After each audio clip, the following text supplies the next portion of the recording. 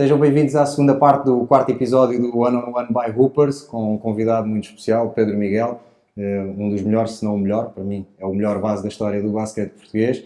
Temos tido aqui uma conversa bem agradável sobre basquete, uma conversa que vocês podem ver nas plataformas da Hoopers, no site hoopers.club, iTunes, Spotify, Facebook, Twitter, Instagram, estão em todo o lado. Eu também vou partilhar nas minhas páginas para vocês ouvirem, para falarem e comentarem também esta modalidade que nós tanto gostamos.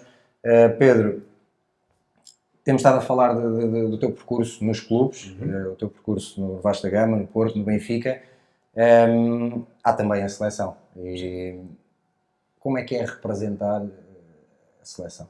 É verdade que tu levaste, de certa forma, ao jogar nas competições europeias, levas a bandeira de Portugal a representar um clube, mas é diferente. Eu acho que para qualquer jogador, ou qualquer entidade, qualquer equipa, qualquer pessoa que vá representar o país, acho que isto é o máximo que a gente pode atingir como um atleta de alta competição, ou numa empresa, a gente representar o nosso país é sempre representar o nosso país, pelo menos em quem tem orgulho de ser português, que é o meu caso. Claro. Sempre tive e irei sempre ter de ser português, é um orgulho muito grande de ser. E representei a seleção, representar a seleção para mim na altura. E eu começo a jogar na seleção A, na seleção principal de Portugal, num campeonato da Europa, na Anadia. Eu não quero estar a cometer erros, mas para em 86, 87, eu fui já a essa seleção, 86, 87, com o Adriano Baganha, que era o selecionador nacional na altura. E a partir desse momento, joguei até 2000 e até esse ano joguei sempre na seleção. Eu fui 10 anos capitão da seleção em Portugal, de basquete, nos anos que joguei, e era um prazer enorme jogar pela seleção. Desafio porque havia guerras muito grandes em termos de clubes e depois chegávamos à seleção e tínhamos que jogar com os nossos adversários, mas que ali eram colegas, e acho que a gente conseguiu durante muitos anos ter uma seleção e fazer da seleção um clube. Foi este mesmo lá está, juntando esses, ou melhor, pondo de lado essas rivalidades, porque depois quando chega o momento de é a nossa bandeira, é o nosso país, isso aí não interessa para nada. Não. Até porque, e eu não sei se o teu tempo era outro, mas como é óbvio na minha geração também havia rivalidades, claro. Mas as rivalidades, não sei se, e era isso que eu te queria perguntar, se no teu tempo ficavam dentro de campo ou se havia, se as coisas passavam cá para fora. Tu eras amigo dos teus adversários? É assim, eu acho que estas coisas, eu vou-te ser muito sincero em relação a isto. Eu fui sempre amigo dos meus adversários em termos de respeito. Esta coisa do fair play, amigo... Sim, e amigo também não é preciso ser os melhores amigos, mas... Claro, joguei com alguns adversários que tive de poder, em termos de... O Rui Santos, que era um jogador em termos de jogar na minha posição, no Porto, e tivemos ali guerras, atenção, sempre leais e sempre com cada um que tinha que fazer o melhor para ganhar. E chegávamos à seleção e éramos na mesma, éramos colegas de equipas. Só que eu acho que as pessoas têm que perceber isto. Eu, tendo um colega de equipa, eu não quero dizer que não quero jogar à frente dele. Claro. E hoje em dia confunde-se um bocadinho esta situação. Seja na seleção, seja no Benfica, seja no Porto, seja em qualquer sítio. Num clube qualquer. Num clube qualquer, em qualquer parte do mundo. E era aquilo que acontecia. Nós éramos rivais a jogar nas várias equipas no Campeonato Nacional, chegávamos à seleção e continuávamos a ser rivais, cada um nas suas posições, porque nós queríamos jogar e quanto mais a gente jogasse, melhor a gente sabe. E essa rivalidade, lá está, muitas vezes já passei por sítios em que o treino, os treinadores, se o treino começava a ser mais físico, quase que, vamos já parar o treino antes que alguém se magoe. Tem que ser precisamente o contrário. Tens de treinar como queres jogar, senão não vai acontecer no jogo. Eu acho que uma grande diferença da equipe, dessa tal equipa que nós estamos agora a falar na seleção, mas já falámos sobre o Benfica, era que nós treinávamos com tanta intensidade, ou mais como jogávamos. Há histórias, não sei quem é que me contou isto. É verdade que o Carlos só deixava acabar o treino quando ganhava? Não. Alguém havia uma coisa muito engraçada no Benfica, logo nos primeiros anos, que há sempre o roupeiro, tu sabes disso, o roupeiro é uma pessoa importantíssima dentro de uma equipa por variedíssimas razões. E nós tínhamos um roupeiro na altura, que era o Ser Albano, que penso eu que já não deve ser vivo, mas se for...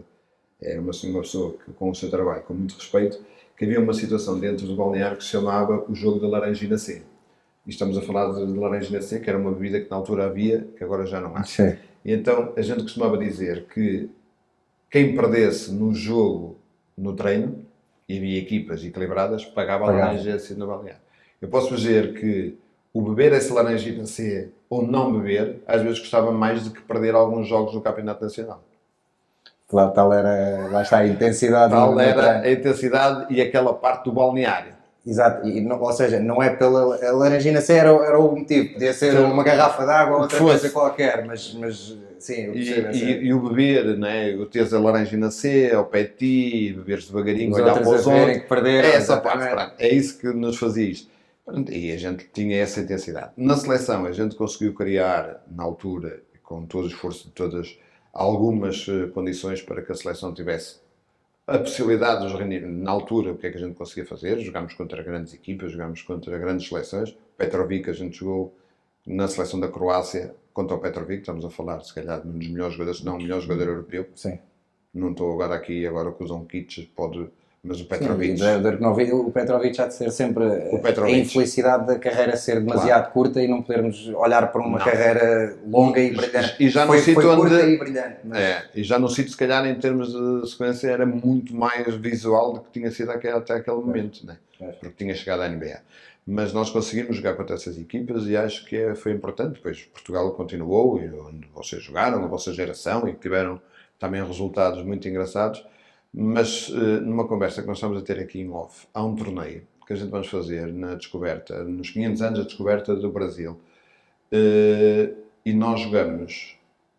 Eu posso estar a cometer algum erro, porque Portugal depois acabou por ir a um europeu e de certeza absoluta que foi uma meta importante para a Federação. Mas eu lembro muito bem deste jogo porque eu acho que este torneio, peço desculpa, acho que foi o torneio em que Portugal brilhou mais em termos do mundo, porque nós jogamos contra o Brasil, contra a Argentina e contra a República Dominicana. Nós ganhamos o torneio no Brasil, onde a Argentina tinha os jogadores que toda a gente hoje conhece, que na altura eram miúdos. Estavam lá a aparecer. Exatamente. E a gente acaba por ganhar este torneio, que é o torneio dos 500 anos da descoberta do Brasil, contra uma seleção do Brasil fortíssima.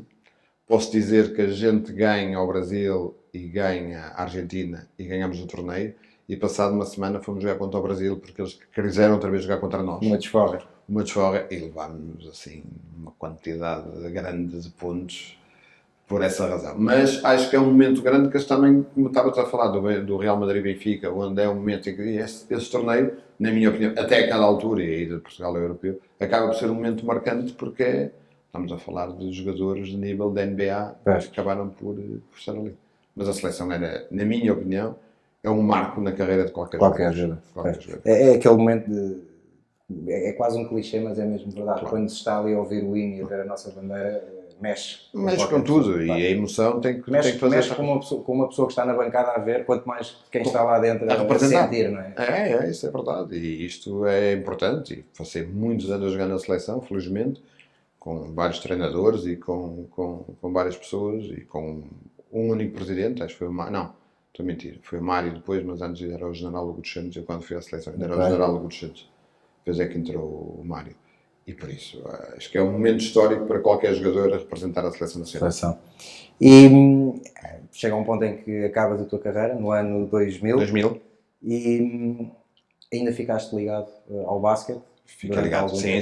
Eu acabo em 2000, a minha carreira exclusiva em 2000 por causa de um problema de cartilagem no joelho e a convite na altura do Benfica, fiquei como diretor desportivo do Benfica. Pronto, e a partir daqui estive ali de 2000 a 2006, não quero estar agora, mas 2006, 2007 no máximo, mas penso que foi 2006, que fiquei e que foram um dos piores tempos em termos do Benfica que o Benfica passou. Complicado, financeiros, poucas pessoas a querer estar presente, os jogadores não queriam vir ao Benfica por razões óbvias que o Benfica tinha dívidas e que não pagava. Pronto, aquela fase do Bale Azevedo. Há uma altura, não sei se é nesse período, que há uma fase da época em que até nem há treinador e eu acho que o Luís Silva acaba por fazer um jogo como... Faz um jogo. Não sei se é um ou mais como treinador, não é? É o treinador mais titulado do Benfica, o Luís. Tem um jogo, uma vitória. 100%, não há nenhum como o Luís. Sabes que nós jogámos contra o Luís Agora? há 2 anos, Nos Açores, ele voltou. O Luís era a pessoa que na altura, depois era capitão de equipa, e não tínhamos treinador, e ele assumiu ali.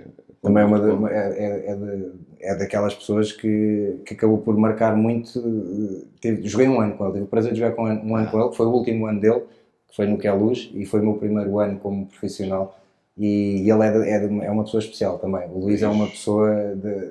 Lá está. O Luís é um guerreiro. É. O Luís é um guerreiro. Sempre foi, e foi por ser guerreiro que ele teve a carreira que teve, mais até porque outro tipo por questões técnicas ou não. Mas era um guerreiro.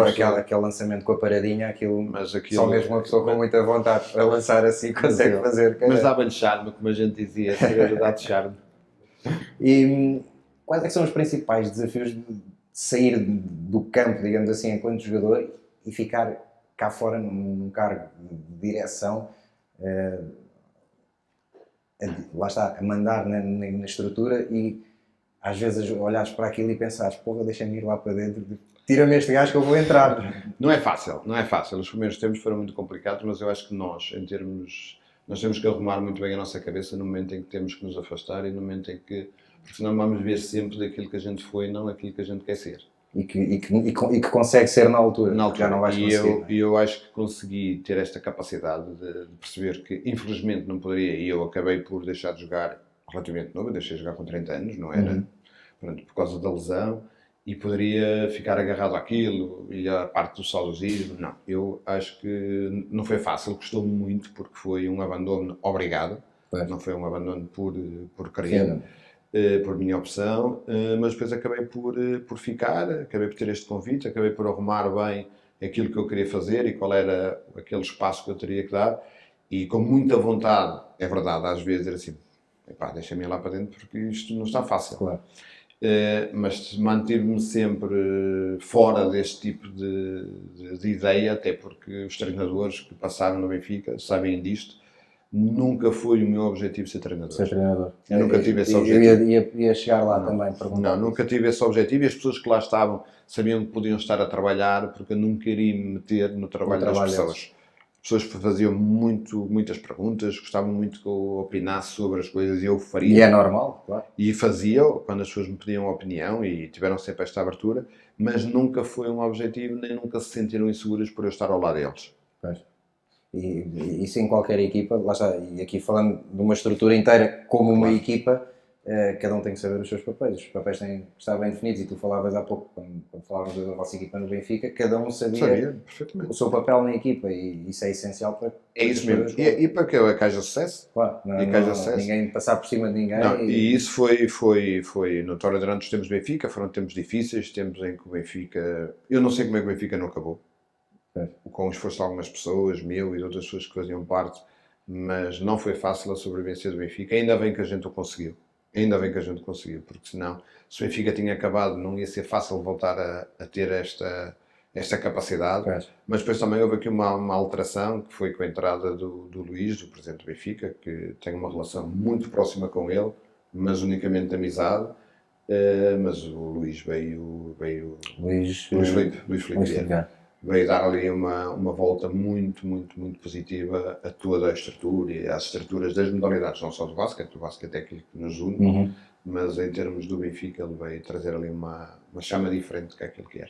E o que é que te leva, passado esse tempo ligado ao Benfica, já noutra função, o que é que te leva depois a abandonar e de certa forma a desligar-te do basquete? Porque tu aí desligas-te completamente. De vez, sim. Isto tem a ver com a entrada. Eu estava no Benfica e com a entrada do Carlos, o Carlos voltou ao Benfica e eu, na altura, por questões de lealdade, achei que cada um tem a sua maneira de estar. Não é nenhum tipo de problema falar sobre isso. E acho que deve ser a primeira vez que eu estou a falar sobre isto. E eu acho que eu vivi a minha vida toda com muita lealdade. E sempre foi assim. Se calhar de onde é que eu cresci, cresci na rua, na Sé, no Porto. Sim. E a questão de lealdade é importante para nós.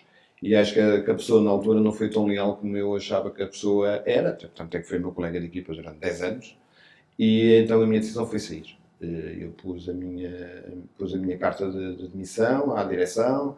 Houve ali algumas coisas que eu não gostei da forma como foram tratadas, na altura pelo vice-presidente, que era na altura, e depois também com o Carlos. E eu tomei a decisão de me afastar de vez. Um bocadinho na altura não foi muito bem aceito pela direção. O Benfica não queria aceitar a minha demissão e queria que eu continuasse, principalmente uma quantidade de vice-presidentes, menos aquele vice-presidente na altura, que era o responsável pela área, mas eu, em termos de princípios, não havia. Não. E optas por afastar completamente do basquete, ou seja, não só do Benfica, mas... Não. A única ligação, depois, durante estes anos todos, que tive ao basquete tem a ver com os meus filhos. Os meus filhos jogam os dois basquete, tiveram os seus momentos em termos basquetebolísticos. Eu não sei se vou cometer algum erro, mas eu, se calhar, sou das poucas pessoas, ou eu com eles, e tenho um orgulho enorme neles, porque sempre fizeram a sua parte desportiva, não pelo peso do nome do pai, mas pelo caminho que eles deles. Conquistaram, claro. E isto é importante que eles saibam isto, e eu espero. Houve uma altura muito importante que eu dizia que não queria que os meus filhos jogassem basquete, porque acho que ia haver sempre uma conexão muito pesada às costas dele, de serem filhos. Serem teus filhos. Mas eles quiseram.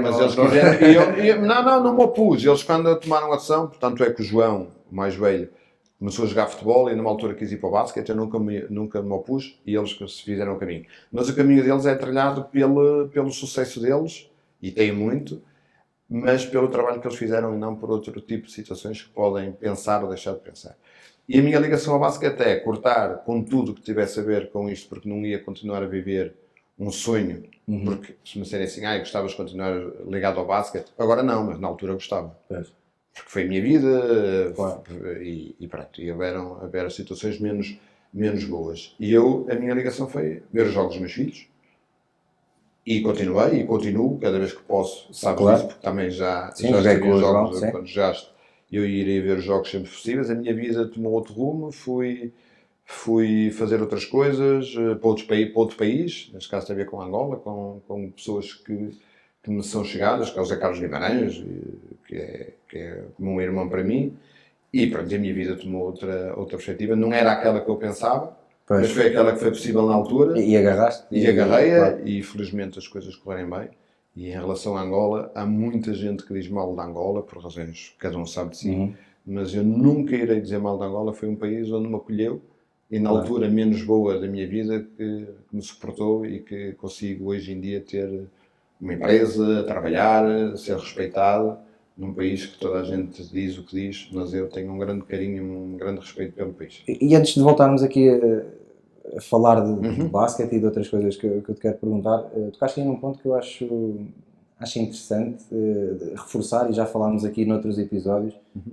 Hoje em dia fala-se muito dos atletas de alta competição como mais-valias para as empresas, claro. Por tudo aquilo que eles fazem durante a sua vida como atletas, e trabalhar, jogar, treinar sob pressão, e não cederem à pressão. Angola não é um sítio fácil de entrar e de estar e de trabalhar. Tu achas que o teu percurso, a tua formação desportiva, aquilo que tu fizeste no desporto, de certa forma deu-te a estaleca que foi precisa para entrar ali e para agarrar os desafios que hoje tens? E eu acho que nós, ao ser atletas de alta competição, eu, tu e outras pessoas que viveram a este nível de stress e de competitividade e de ambição, dá-nos aqui um background muito grande, em termos pessoais e em termos profissionais. Pronto, eu não sou uma pessoa formada, eu não me formei, eu não tenho nada universitário, fiz o 10º ano na altura que era possível fazer, mas acho que o background que a gente ganha, em termos da vivência desportiva, da tensão que a gente tem diariamente, da pressão que a gente vivemos, acaba por nos levar para um patamar em que muitas vezes nós conseguimos reagir de uma forma diferente que as outras pessoas com muito background, com muito currículo, não têm. E tu estás a falar de uma coisa que eu também te vou dizer. A minha passagem por Angola, neste momento, e onde é que eu passo há algum tempo, há uma coisa engraçada. Eu colaboro com uma empresa em Angola, de um grande amigo meu, que foi também atleta de alta competição em Portugal, mas no hockey patins, que é o Fernando Falei.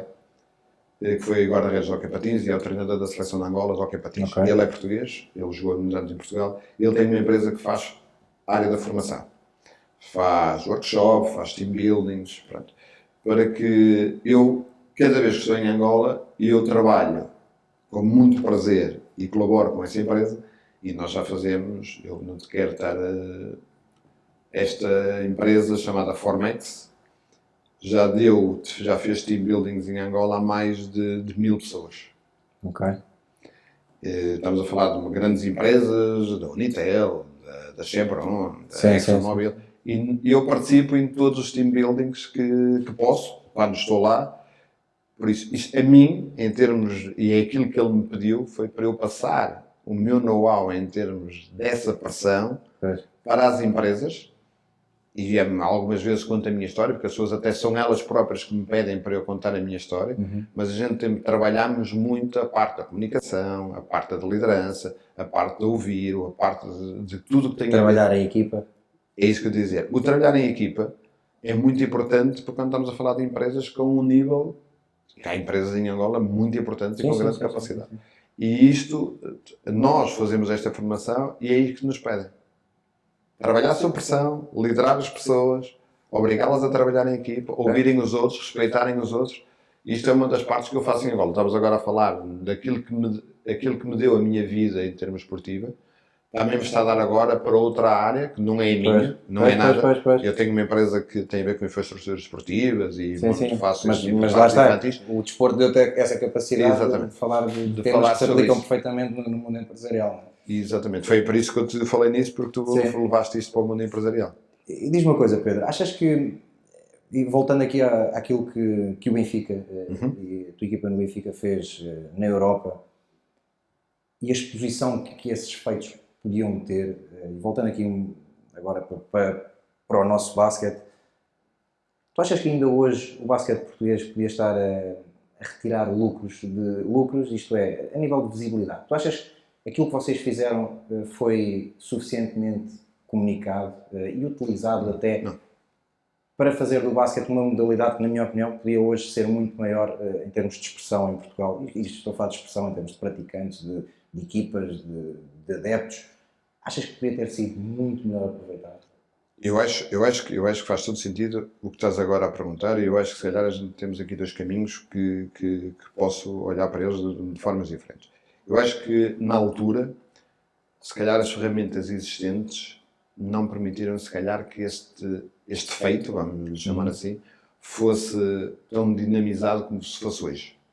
Porque as ferramentas que existiam se calhar não eram mesmo. Mas concordo contigo que aquela equipa do Benfica, e que não foi um ano, foram vários anos, claro que sim. se tivesse sido mais acompanhada por todos os agentes em Portugal, quer comunicação, quer a própria federação, quer os clubes. Desculpa interromper, há pouco, na primeira parte deste episódio, falávamos de uma vitória em Madrid contra o Real Madrid, e eu, que acho que sou uma pessoa que sempre vivi o basquete, por todas as razões e mais algumas, eu não me recordava dessa vitória em Madrid. Ou seja, como é que isso é possível? Eu acho que tem a ver com aquilo que nós queremos passar e eu acho que naquela altura eu até acho que nós poderíamos ter sido melhores se o acompanhamento tinha sido outro, porque nós sabíamos o que tipo de acompanhamento é que as outras equipas que eram os nossos adversários tinham e aquilo que nós não tínhamos. Até com algum tipo de investimento, porque nós, na altura, e a gente falava que nós jogávamos com outras equipas com um jogador que pagava a equipa toda do Benfica. Pronto. E o Benfica na altura não teve esta... Eu acho que também tem a ver com o momento e com as pessoas que lideravam o Benfica. O Benfica tem tido uma visão mais alargada, mais para o futuro. Se calhar o próprio Benfica podia ter usado e não ser a nossa federação mas ser o Benfica mesmo. O próprio Benfica. Pronto. E acho que aí, acho que aí não há dúvida nenhuma que a gente tínhamos tido com, se calhar, 10, 15, 20% de investimento a mais, a ter se calhar jogadores americanos na altura, depois já saiu e havia mudanças em termos de capacidade financeira para contratar melhores jogadores, aí sim. Aí nós deveríamos ter tido um acompanhamento e o Benfica devia ter feito uma aposta muito mais, porque a gente chegava a uma altura em que ganhava em Portugal. Depois chegávamos à Europa, fazíamos o que tínhamos de fazer, mas era importante ganhar em Portugal. E não tiveram essa visão. Não tiveram. Acredito que se fosse hoje, quem lidera o Benfica iria ter esta visão, até porque tem noutra área, e isso é notário todos os dias, mas iria fazer que o Benfica fosse. E nessa altura, mas os meios de comunicação social também não ajudaram, era a notícia, e como estás a dizer, não é? Não O sei, Real Madrid e claro. Benfica, uma vitória do Benfica em Madrid, tu não há. Pois. E, não sei, e acho que as referências também têm a ver um bocadinho com isto, né? A gente esquece, nós em Portugal temos estas coisas. Esquecemos rapidamente. Muito rapidamente as referências. Os outros países não. Espanha, Itália e outros países, Grécia, Turquia, as referências dos países continuam a fazer parte Do desporto, da modalidade. Do desporto e da modalidade. E nós aqui parece que temos medo. Os presidentes de federação, por exemplo, em Espanha, Garbajosa atualmente, que está na Federação Russa, ou seja, as grandes figuras, nós temos medo. em serem afastadas, são abraçadas. São trazidas para dentro daquilo que é a modalidade. E nós aqui parece que quanto mais as pessoas que tiveram o seu momento, que tiveram a sua notoriedade, que são pessoas importantes, até porque hoje em dia saberem que houve referências em Portugal. Os miúdos hoje em dia não sabem quais são as referências que houveram em Portugal. Isso foi uma das coisas que me fez criar este one-on-one, foi isso mesmo. E acho que as pessoas aí têm... A Federação deveria ter este cuidado. Não há dúvida. Que seja quem seja, deveria ter este cuidado. E não é só o que é aquilo que o basquete passou. O basquete hoje em dia é este. Mas há outro basquete anterior. E a gente não se pode esquecer disto, não é? Claro.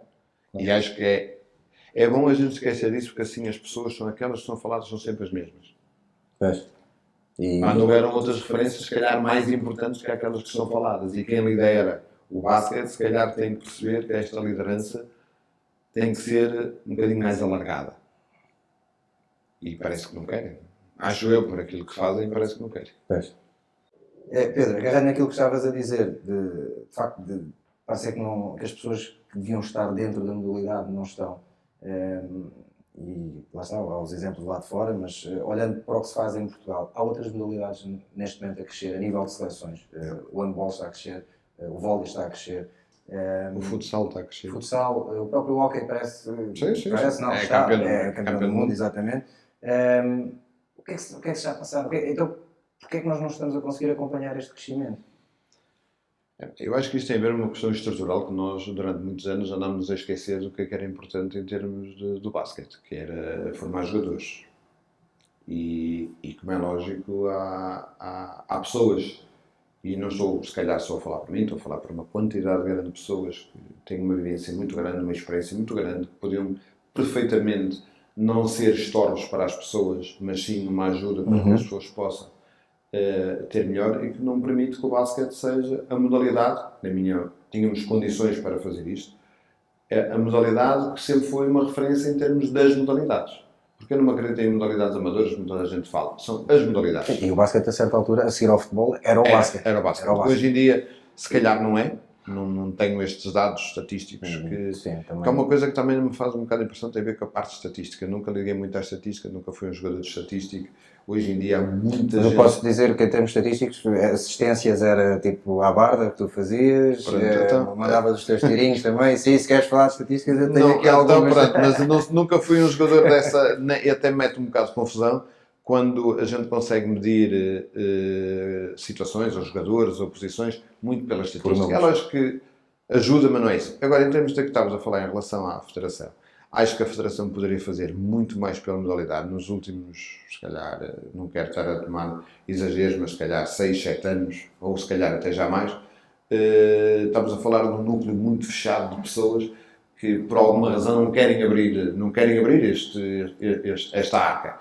E então, se calhar porque se sentem confortáveis com isto, se calhar porque acham que é assim que isto tem que ser feito, é a opção deles, e se calhar é aquilo que eles acham, mas na minha opinião não faz sentido nenhum. O basquete é uma modalidade que tem que ser aberta às pessoas, tem que ser falada. E tem que ter as pessoas do jogo envolvidas. E é aquilo que eu ia dizer, por muito que nós queiramos, por muito que os cursos, e têm a sua mais-valia, e têm as suas, e as pessoas estão na frente do basquete, e os professores de educação física, são todos bem-vindos para fazer isto. Agora, eu pergunto, quem é que hoje em dia seja um jogador de referência em Portugal que esteja a fazer alguma coisa ou que tenha algum cargo importante no basquete em Portugal? Sim, são muito raros os casos. Eu, se calhar estou a cometer algum erro e não me lembro de alguém que tenha sido. mas posso estar a dar um tiro próprio para, mas acho que não vou dar. Acho que não vou O Sérgio Ramos é possivelmente a única pessoa. Não sei se é nacional de treinadores, mas não é. Mas não, Nuno Manarte está como adjunto também da seleção.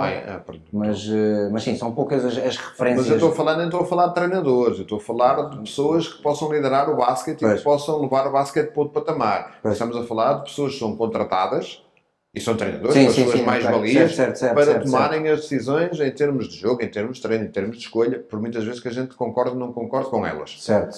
Mas em termos de direção e de liderança do próprio basquete, sim, estamos a falar de... As referências não estão cá, lá está. E tu falavas essa falta de referências, e eu acho que não vou dizer nenhum disparate. Se calhar há gente que vai ver ou ouvir esta conversa e só agora é que vai saber quem tu és. O que não faz sentido nenhum, lá está. E não estou aqui a dizer com isto que és tu que vais liderar isto, não é nada disso. Não. Que é que nem vou liderar mesmo. Certo, nem estás para aí virado. Mas não é estranho que de facto não haja esse cuidado de... Claro. Porque, atenção, esse cuidado só não é para benefício das pessoas em questão, é para benefício da modalidade. Porque se eu tiver referências, eu vou Miguel, praticar. olha para uma federação de futebol que felizmente para nós todos temos o melhor jogador do mundo, sem dúvida, podem dizer o que quiserem, até nós próprios portugueses às vezes esquecemos-nos de que o melhor jogador do mundo é português e nós devemos ter esse orgulho que o Cristiano é português, ponto. Mas a gente vê uma linha de sucessão ou uma linha na federação onde tem ex-atletas da referência. Claro. Nós temos um presidente de uma Federação Portuguesa de Futebol que foi uma referência do basquete em Portugal.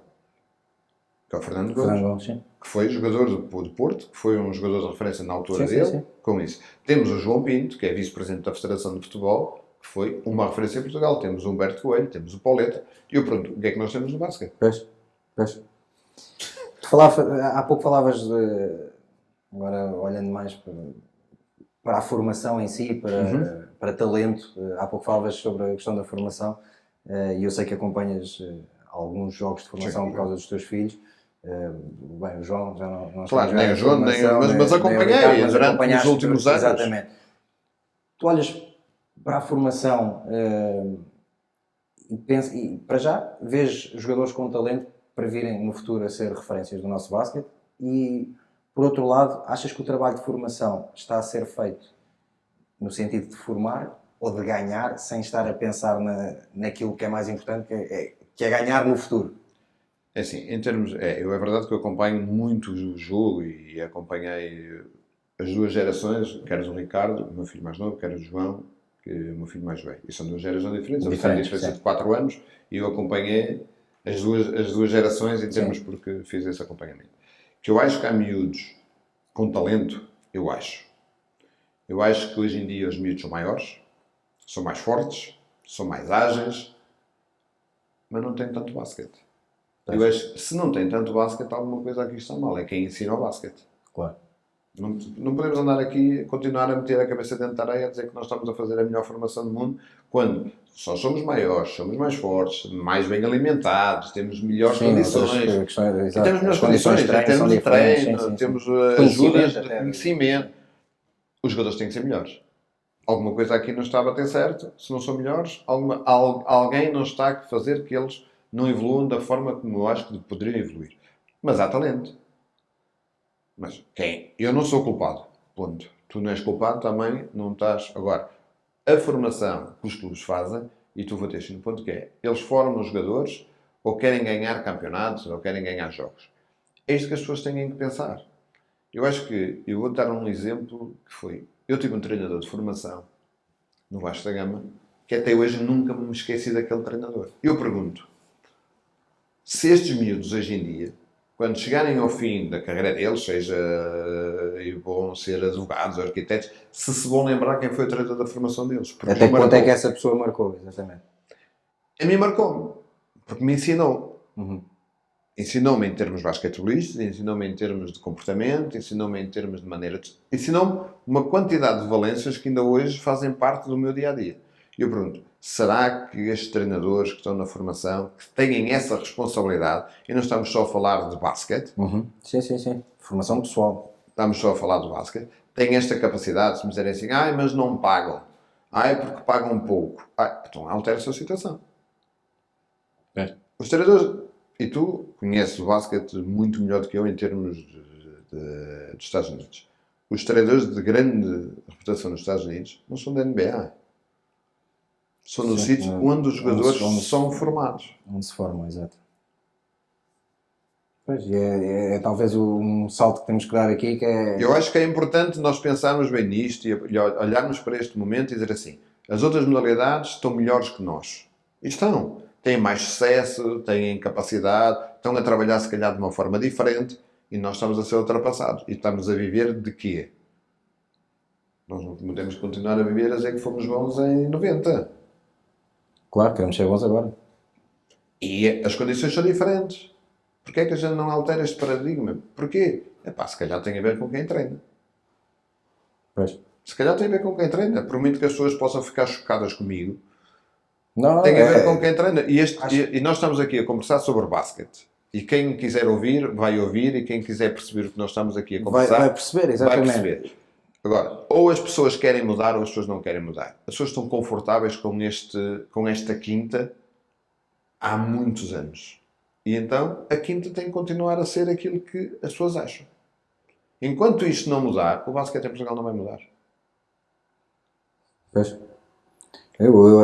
Pedro, eu gosto muito desta tua frontalidade e acho, lá está, acho importante que pessoas que são figuras do nosso basquete e que têm um conhecimento do jogo como poucos, pelo que andaram lá dentro a fazer, que tenham essa noção, porque de facto acho que é importante haver essa percepção para que se possa mudar e para que se possa melhorar e para que possamos olhar, se calhar daqui a uns anos e estarmos ao nível das outras modalidades ou acima das outras modalidades. O nosso objetivo não pode ser estar igual aos outros, nós temos que estar melhor do que os outros. Claro.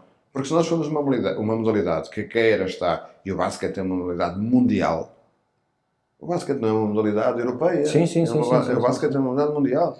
Nós temos o hóquei, que é uma modalidade que tem pouca em termos... Mas nós somos bons a fazer aquilo. E temos uma coisa e a nossa modalidade tem uma coisa que torna muito mais fácil do que todas as outras. É que eu sozinho posso treinar à vontade e basta ter uma bola, um cesto, ou até nem é preciso um cesto e já estou a driblar e estou a treinar. As outras, o hóquei patins precisa de equipamento para treinar. Mas tu, quando fazes, e eu vou-te interromper e peço desculpa, Miguel, em termos de treino, dizes bem o que é preciso, eu posso ir treinar sozinho, mas quando a gente estamos a treinar numa equipa, nós temos que saber o que é importante nós melhorarmos.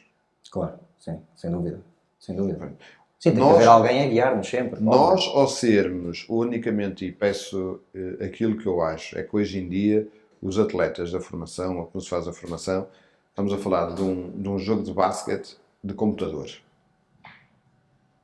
O jogo, eu costumo dizer, a brincar e a sério. Nós éramos muito melhores. Não era porque éramos mais altos, nem éramos mais fortes. Não, nós éramos muito melhores porque nós sabíamos o que era o jogo de basquete. Sabiam ler o jogo, sabiam. Hoje em dia, tu vês equipas a jogar e aquilo parecem robôs. E os robôs têm a ver com aquilo que é treinado. Claro. Nós, em qualquer modalidade, a gente joga como treina. Nós não podemos treinar de uma forma e jogar de outra. Claro. Isto vai ser sempre assim. Claro, como na escola, se a gente treinar melhor a matemática, nós vamos ser melhores a trabalhar a parte da matemática. O jogo é igual. Se a gente estamos a ensinar os miúdos a unicamente é assim ou é assim, sim, o basquete é um jogo de X e hoje, não é? Não é pinos, como a gente dizia, aquele rapaz é mais um pino a jogar do que... E hoje em dia é o que tu vês. E tu ainda jogas, tu ainda vês, se calhar jogas já com uma forma diferente, mas já viste centenas de horas de basquete. E aquilo parecem robôs a jogar. É daqui para ali, dali para ali. Mesmo que estejas sozinho, há treinadores que dizem, mesmo que estejas sozinho, faz isto. Desculpa, isto não é basquete. Claro. Sim, é a minha opinião. Sim. Nós temos que terminar. Eu adorava ficar aqui, fazer uma terceira parte, uma quarta, uma quinta, uma sexta, mas vamos ter que terminar. E eu vou-te perguntar... com quem é que tu gostavas de ter tido a oportunidade de jogar 1 contra 1 e que não tiveste? Ou Se calhar até jogaste com quem sonhavas ter Eu tive a jogado contra ele. oportunidade de ter jogado contra a minha maior referência do basquete, que foi o Magic Johnson. E eu joguei contra ele, proporcionado Sim. pelo teu pai, Sim. numa Pepsi Tour que o Magic tinha uma equipa, e por isso, para mim, eu consegui concretizar um sonho, que foi jogar contra a minha maior referência que eu tinha. Sim. Pela posição, pela maneira. Eu tenho algumas discussões, muito poucas, de basquete com amigos, e eu acho sempre que o Magic Johnson foi melhor que o Michael Jordan. Peço imensa desculpa, mas é a minha posição. Parece-me uma boa escolha. Isso aí, Por isso. dizeres que o Magic é o melhor de sempre. eu vou pelo Jordan, mas não estás a dizer nenhum disparate. Entendo o que as pessoas dizem, porque é verdade, mas aos meus olhos, a maneira como eu via o jogo, é diferente Claro. ver o Magic a jogar e ver o Michael Jordan a jogar. Claro. Sabendo eu que o Jordan foi mesmo Jordan e ponto. Ponto.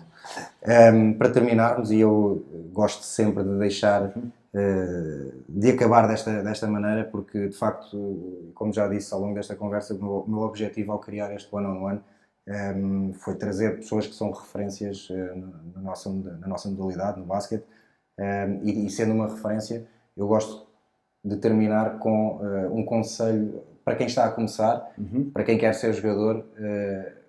Qual é o teu melhor conselho? Eu vou-te pedir um minuto e vou dizer que, em termos da pergunta que me fizeste, eu já te vou responder. Eu vou-te propor um desafio.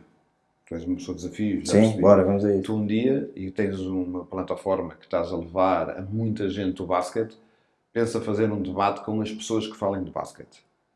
Em vez de ser 1 para 1, podes fazer 4 para 4, 5 para 5, 6 para 6. É aquilo que tu fica entendes. Fica lançado o rap. Acho que Está ali a malta da Upers atrás da câmara. Vamos organizar aqui uma mesa redonda. Acho que era uma coisa diferente, uma coisa que possa até ajudar a que a situação seja diferente e seja mais visível e mais então, olha, vai dinâmica. acontecer e ficas já convidado para estar aqui à mesa com... Estarei presente com todo o gosto, como mais foi malta. desta forma como vim, sem nenhum tipo de stress. Agora, em relação à pergunta que me fizeste, eu acho que isto tem muito a ver com as pessoas que estão por trás de quem quer jogar basquete. E a gente temos que ter esta capacidade, que é basquete ou qualquer outro desporto, e a gente somos homens do basquete, isto tem a ver com sacrifício. Hoje em dia, o basquete, ou os pais não podem levar os meninos a jogar basquete para ser um ATL desportivo. E hoje o que a gente faz, muitas vezes, a gente leva os miúdos a jogar basquete para ser um ATL. Tentar ser um jogador de basquete e tentar dar um conselho é ter sacrifício, ter capacidade de sofrimento e querer muito ser melhor todos os dias. Se a gente tiver estas 3 coisas, vamos ser melhor em todas as coisas que a gente fizer na nossa vida. Sejam elas no basquete, na escola, com as nossas namoradas, com as nossas mulheres, com a vida essencial. Por isso, dar um conselho é este, é olharem, terem sacrifício, treinarem, porque sem treino não vão lá, e terem uma coisa que é importante, é orgulho naquilo que fazem todos os dias. Pedro, olha, muito obrigado por teres passado aqui por este 1 contra 1. Nunca tive a oportunidade de jogar contra ti, infelizmente, mas foi o melhor que consegui, foi estar aqui em 1 contra 1 ao teu lado nesta mesa.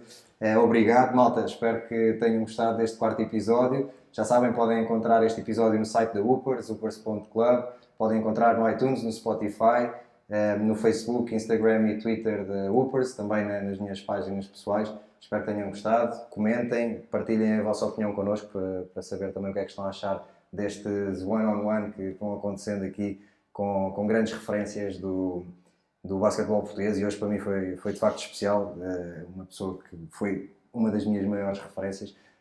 Mais uma vez obrigado, Pedro. Malta, comentem, até já!